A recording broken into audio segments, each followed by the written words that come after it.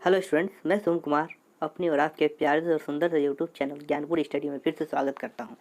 हम लोगों ने पार्ट 1 में डिस्कस किया था कि फिजिक्स के जो क्लास 12 का जो कंटेंट है वो क्या क्या है। वो मैं पार्ट 1 में चैप्टर 8 तक डिस्कस करा था। आज हम लोग करेंगे चैप्टर 9 से स्टार्ट करेंगे। ठीक है, तो चैप्टर 9 का क्या नाम है वो हम लोग देखते हैं। तो चैप्टर 9 का नाम है ray optics and optical instrument. ठीक है, ray optics and optical instrument. उसमें हम लोग को पढ़ना है सबसे पहले इंट्रोडक्शन, उसके बाद होगा reflection of light and spherical mirror. ठीक है, स्फेरिकल मिरर में आपको दो तरह के मिरर पढ़ना है, आप लोगों को पता होगा, concave mirror and convex mirror, जो शायद आप लोगों ने क्लास 12 में भी क्लास 10 में भी आप लोगों ने डिस्कस करा होगा, लेकिन यहाँ थोड़ा सा और भी आगे पढ़ना है। ठीक है, उसके बाद आप लोगों को रिफ्रैक्शन पढ़ना है। उसके बाद आप लोगों को टोटल इंटरनल रिफ्लेक्शन मतलब TIR का इफेक्ट जो होता है वो आप लोगों को पढ़ना है। उसके बाद refraction at spherical surface by lenses. ठीक है, उसके बाद हम लोग रिफ्रैक्शन स्टार्ट करेंगे। ठीक है, रे ऑप्टिक्स में हम लोग रिफ्लेक्शन और रिफ्रैक्शन दोनों पढ़ते हैं। फिर स्फेरिकल सरफेस पढ़ना है, वही स्फेरिकल सरफेस बाय लेंसेज, जो दो तरह के लेंस होते हैं। हालांकि मेनली तो दो ही तरह के होते हैं, कॉन्वेक्स एंड कॉनकेव। उसके बाद बहुत सारे आते हैं, कॉन्वेक्सो, कॉनकेव और भी बहुत सारे। ठीक है, ये डिस्कस करेंगे। डिफ्रैक्शन थ्रू प्रिज्म पढ़ना है, फिर इसमें प्रिज्म भी आ जाता है, प्रिज्म का डिस्पर्सन पढ़ना है, डिस्पर्सन ऑफ प्रिज्म। उसके बाद सब natural phenomena due to sunlight, sunlight के कारण क्या क्या होती है वो भी पढ़ना है। उसके बाद ऑप्टिकल इंस्ट्रूमेंट आप लोगों को पढ़ना है, ये चैप्टर 9 के अंदर। ठीक है, उसके बाद हम लोग डिस्कस करते हैं चैप्टर 10 के अंदर क्या क्या पढ़ना है हम लोग को। तो चैप्टर 10 के अंदर आप लोग को डिस्कस करना है, चैप्टर 10 के अंदर आप लोग को डिस्कस करना है वो है सबसे पहले इंट्रोडक्शन, उसके बाद फिर हाइजेंस प्रिंसिपल, बहुत इंपॉर्टेंट है हाइजेंस प्रिंसिपल, और refraction and reflection of plane waves using Huygens principle. ठीक है, और रिफ्रैक्शन दोनों आप लोगों को पढ़ना है हाइजेंस प्रिंसिपल का इस्तेमाल करके। उसके बाद कोहेरेंट सोर्स पढ़ना है, incoherent addition of waves, coherent इसे पढ़ना है। फिर इंटरफेरेंस यहाँ आ जाएगा, interference of light waves and Young's double slit experiment पढ़ना है और सिंगल स्लिट दोनों पढ़ना है। उसके बाद आ जाता है आपका डिफ्रैक्शन ऑफ लाइट, उसके बाद पोलराइजेशन ऑफ लाइट। तो ये चैप्टर 10 के अंदर आता है, वेव ऑप्टिक्स के अंदर। ठीक है, वेव ऑप्टिक्स के अंदर ये सारी कंटेंट आती है। उसके बाद आपका आएगा चैप्टर 11। चैप्टर 11 के अंदर जो है आपको सबसे पहले, इसका नाम है dual nature of radiation and matter, dual nature radiation and matter, ये पढ़ना है। इसमें सबसे पहले आपको इंट्रोडक्शन, फिर इलेक्ट्रॉन एमिशन किस तरह से होता है, फिर फोटो इलेक्ट्रिक इफेक्ट बहुत इंपॉर्टेंट है, experimental study of photo electric effect, उसका एक्सपेरिमेंटल स्टडी पढ़ना है, फोटो इलेक्ट्रिक इफेक्ट पढ़ना है, वेव थ्योरी ऑफ लाइट पढ़ना है, आइंस्टीन्स फोटो इलेक्ट्रिक इक्वेशन पढ़ना है, एनर्जी क्वांटम ऑफ रेडिएशन पढ़ना है, पार्टिकल नेचर ऑफ लाइट पढ़ना है, द फोटोन। ठीक है, उसके बाद जो है वेव नेचर ऑफ मैटर पढ़ना है, उसे डेविसन एंड जर्मर एक्सपेरिमेंट, ये आपका इंपॉर्टेंट टॉपिक है इसमें। ठीक है,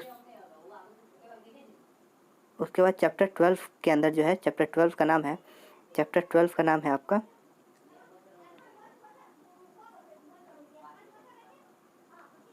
चैप्टर 12 का नाम है एटम्स। ठीक है, इसमें इंट्रोडक्शन, फिर अल्फा इस particle scattering and Rutherford nuclear model atom, उसके बाद अल्फा एटॉमिक स्पेक्ट्रा, उसके बाद Bohr's model of hydrogen atom पढ़ना है, उसके बाद line spectra of the hydrogen atom पढ़ना है, उसके बाद de Broglie explanation of bore second postulates of quantization पढ़ना है।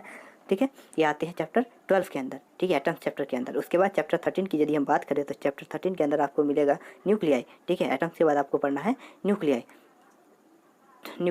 ठीक है, इसमें सबसे पहले आप लोग को इंट्रोडक्शन पढ़ना है, उसके बाद atomic masses and composition of nuclear पढ़ना है, उसका साइज ऑफ न्यूक्लियस पढ़ना है, उसका न्यूक्लियर फोर्स पढ़ना है कि न्यूक्लियस के बीच कौन कौन सा फोर्स लगता है न्यूक्लियर में। ठीक है, उसका रेडियो एक्टिविटी पढ़ना है और न्यूक्लियर एनर्जी, ये सब आपको पढ़ना है। ठीक है, उसके बाद हम लोग आते हैं चैप्टर 14 के अंदर। चैप्टर 14 का नाम जो है वो बहुत ही इंटरेस्टिंग चैप्टर भी है और बहुत ही अच्छा चैप्टर है ये। ठीक है, सेमीकंडक्टर डिवाइसेस। ठीक है, देखिए सेमीकंडक्टर इलेक्ट्रॉनिक्स है इस चैप्टर का नाम, semiconductor electronics material devices and simple circuit. इसमें सबसे पहले introduction, classification of metals, conductor and semiconductor, उसके बाद इंस्ट्रिंसिक सेमीकंडक्टर, एक्सट्रिंसिक सेमीकंडक्टर, उसके पीएन जंक्शन, बहुत इंपॉर्टेंट है ये सेमीकंडक्टर। ठीक है, इसमें भी आप लोगों को पढ़ना है इंस्ट्रिंसिक और एक्सट्रिंसिक में पढ़ना है, इसमें डोपिंग पढ़ना है। ठीक है, P type semiconductor, N type semiconductor, ये पढ़ना है आप लोगों को। Application of junction diode as a rectifier के फॉर्म में किस तरह से हम लोग पीएन जंक्शन डायोड का यूज़ करते हैं। उसके बाद special purpose of PN junction diode, उसके बाद आपको पढ़ना है जंक्शन ट्रांजिस्टर पढ़ना है, उसके बाद digital electronic and logic gates पढ़ना है। ये लॉजिक गेट बहुत इंटरेस्टिंग है और इंपॉर्टेंट भी है। उसके बाद इंटीग्रेटेड सर्किट आईसी आपको पढ़ना है। ठीक है, कि आईसी के अंदर क्या क्या होता है।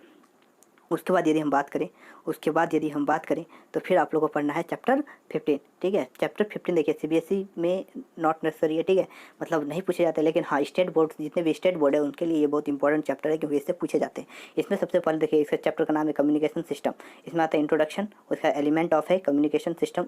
कम्युनिकेशन सिस्टम में क्या क्या एलिमेंट इंपॉर्टेंट है। कम्युनिकेशन का मतलब होता है कि एक आदमी से दूसरे आदमी तक इन्फॉर्मेशन को पहुंचाना, इसको हम लोग, किस प्रोसेस को हम लोग कहते हैं कम्युनिकेशन, ठीक है। उसके बाद basic technology of use in electronic communication system में किस तरह बैंडविड्थ पढ़ना है, सिग्नल, उसका बैंडविड्थ ऑफ ट्रांसमिशन मीडियम पढ़ना है, प्रोपेगेशन ऑफ इलेक्ट्रोमैग्नेटिक वेव्स ये आपको पढ़ना है, क्योंकि कम्युनिकेशन में जो हम लोग इन्फॉर्मेशन को, मैसेज को एक जगह से दूसरी जगह पहुँचाते हैं, उसमें इलेक्ट्रोमैग्नेटिक वेव्स का बहुत बड़ा रोल होता है, ठीक है। इसलिए हम लोग यहाँ पे इसका प्रोपेगेशन भी पढ़ेंगे, जो हम लोग इलेक्ट्रोमैग्नेटिक वेव्स चैप्टर 8 के अंदर, जो यूनिट 5 के अंदर इलेक्ट्रोमैग्नेटिक वेव्स है, ये हम लोग को पढ़ेंगे, उसमें यहाँ पे उसका प्रोपेगेशन पढ़ेंगे, ठीक है। अब मैं बता देता हूँ आप लोगों की जो है इसमें कौन सा चैप्टर कौन सा यूनिट के अंदर आता है, ये मैं बता देता हूँ। देखिए ये जो आपका रे ऑप्टिक्स दिख रहा है, ये आपको जो रे ऑप्टिक्स एंड इंस्ट्रूमेंटल दिख रहा है, ये चैप्टर, ठीक है, ये चैप्टर एंड ये वेव ऑप्टिक्स, ये आपको जो दोनों दिख रहा है, ये आपका आता है यूनिट 6 में, ठीक है, यूनिट 6 में आता है ये दोनों, ठीक है, ये और वो, ठीक है। उसके बाद आपको ये जो आपको दिख रहा है dual nature of radiation and matter, ये आता है आपका यूनिट 7 के अंदर, ठीक है, यूनिट 7 के अंदर आता है ये। उसके बाद आपको आता है एटम्स एंड न्यूक्लियाई, जो है एटम्स एंड न्यूक्लियाई, ये आता है आपका यूनिट 8 के अंदर, ठीक है। उसके बाद ये जो semiconductor, electronics, material and device and simple circuit, ये आपका आता है यूनिट 9 के अंदर, ठीक है, यूनिट 9 के अंदर आता है। उसके बाद ये जो आपका आता है कम्युनिकेशन सिस्टम, ये आता है आपका यूनिट 10 के अंदर। तो इस तरह से आपका ये जो है सेक्शन बट गया, यूनिट किस तरह से बटा हुआ चैप्टर्स के अंदर, तो ये मैंने आपको डिस्कस कर लिया है। तो अब चलिए हम लोग किस चैप्टर से कितने मार्क्स के पूछे जाते हैं, ये भी जानना आपके लिए बहुत ज़रूरी है। तो अब हम लोग डिस्कस करेंगे कौन से चैप्टर से कितने मार्क्स के पूछे जाते हैं, ठीक। अब जो देखिए, अब क्या होता है ना कि ये यूनिट 1, ये आपका जो यूनिट 1 एंड यूनिट 2, ये आपके 16 मार्क्स से पूछे जाते हैं। यूनिट 1 बोले तो इलेक्ट्रोस्टैटिक्स और यूनिट 2 बोले तो करंट इलेक्ट्रिसिटी, ये दोनों मिला के आपको 16 मार्क्स से पूछे जाएंगे सीबीएसई पैटर्न में, ठीक है। उसके बाद जो आपको ये यूनिट 3 और यूनिट 4, ये यूनिट 3 और यूनिट 4 जो आपको दिख रहा है, उससे आपके 17 मार्क्स के पूछे जाते हैं, ये 17 मार्क्स के आपके पूछे जाते हैं, ठीक है। उसके बाद यूनिट 5 एंड यूनिट 6, ये आपके पूछे जाते हैं। यूनिट 7 और यूनिट 8 जो है वो 12 मार्क्स से पूछे जाते हैं। यूनिट 7 में आपका आता है dual nature of matter and radiation, और यूनिट 8 के अंदर आता है टर्म्स एंड न्यूक्लियाई, ठीक है। और यूनिट जो 9 है, यूनिट 9, ये जो यूनिट 9 है, ये आपका सेमीकंडक्टर डिवाइसेस जिसमें आपके पूछे जाते हैं 7 मार्क्स से, ठीक है। तो इस तरह सीबीएसई पैटर्न में आ जाते हैं 70 मार्क्स। जो यूनिट 10 है वो स्टेट बोर्ड्स में पूछे जाते हैं, ठीक है। तो स्टेट बोर्ड्स में जो है कम्युनिकेशन डिवाइस वो भी पूछे जाते हैं, ठीक है, कि 5 मार्क्स से पूछे जाते हैं वो, ठीक है। तो ये हो गया आपका पूरा पैटर्न, मैंने बता दिया है कि आपको मैंने बता दिया कि किस तरह से किस चैप्टर्स में क्या क्या आपको पढ़ना है, आपको इंडेक्स भी बता दिया, किस यूनिट से किस चैप्टर से कितने मार्क्स पूछे जाते हैं, ये भी मैंने डिस्कस कर दिया है। यदि आपको वीडियो अच्छा लगा तो वीडियो को लाइक कर दे। यदि आप मेरे चैनल पर नए हैं तो चैनल को जल्द से जल्द सब्सक्राइब करके बेल आइकन को दबा दे, ताकि इस तरह के सारे वीडियोज़ के नोटिफिकेशन आप तक पहुँच पाए, और अपने दोस्तों को भी जल्द से जल्द शेयर करें, ठीक है। धन्यवाद।